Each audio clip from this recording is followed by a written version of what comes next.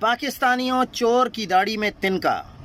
کل الحمدللہ ہم نے جب سچ بولا کہ مشال یوسفزئی اور علی ظفر عمران خان کا نام استعمال کر کے جھوٹ بول رہے ہیں کہ بیرسٹر سیف کو عمران خان کے حکم پر وزیر داخلہ بھی بنانا ہے اور ان کو آپ نے اسپوکس پرسن بھی رکھنا ہے، یہ حکم تھا وزیر اعلیٰ کے لیے۔ لیکن جب ہم نے حقیقت بتائی عوام کو تو ان کو زیادہ تکلیف ہو گئی۔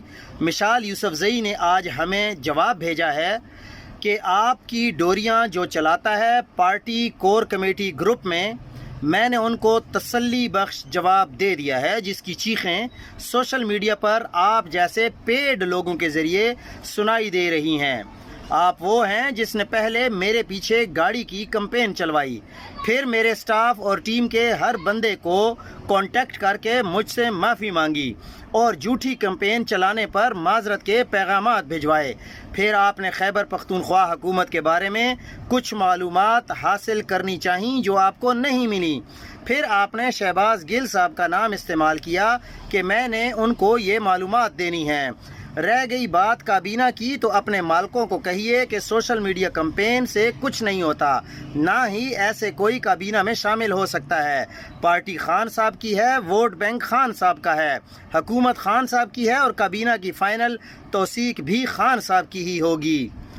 اور آج ہم اس جھوٹ پر بھی آپ کو جواب دینا چاہتے ہیں۔ مشال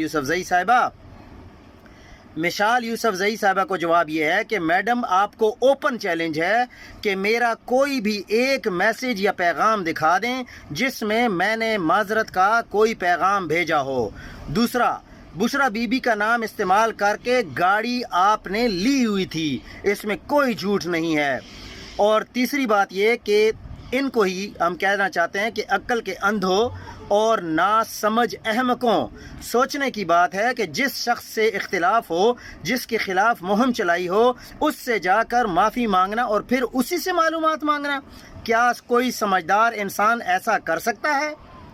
اور اگر کر بھی لے تو کیا وہ واقعی یہ توقع رکھتا ہے کہ جس کے خلاف وہ مہم چلا رہا ہو یا مہم چلا چکا ہو تو اسے سچی معلومات فراہم ہوں گی؟ واہ عقل والو واہ۔